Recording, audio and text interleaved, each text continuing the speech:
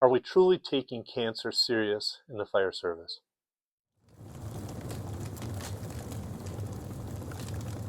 Hey y'all, Chief Caughey here with today's Chief's Chat, Senior Fire Advisor from Fire Rescue 1, talking a little bit and thinking a little bit about cancer.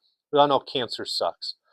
For many states, cancer is now presumptive for the fire service. The fire service has worked diligently and hard to get cancer recognized as one of our most significant threats to our profession. And with the recognition of many states to make it a priority in law that if you get cancer, you're going to provide it some sort of coverage. My question is, are we really truly taking it seriously as a fire service, or have we washed our hands of that and just accept the fact that cancer is part of it? So some questions that make me question if we're serious.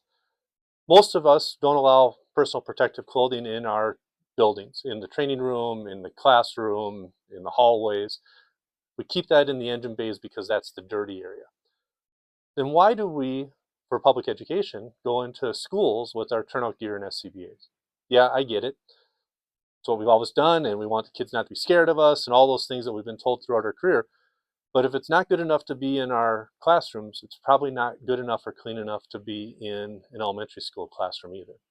Second, we talk about clean cabs, we talk about Plymouth and Ward diesel, no smokes, and making our engine bays safer so that we're not dealing with the toxic diesel fumes and gases.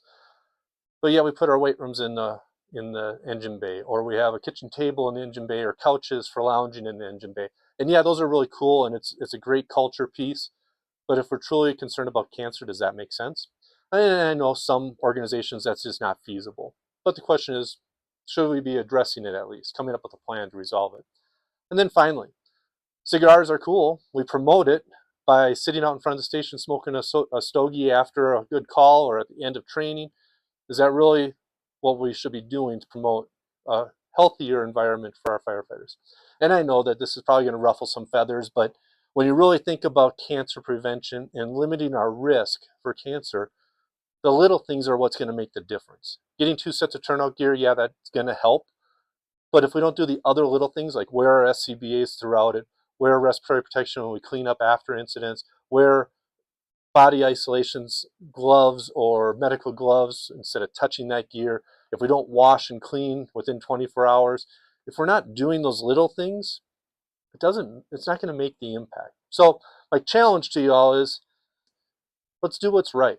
If it's not good enough to do it in our station, let's not do it in schools.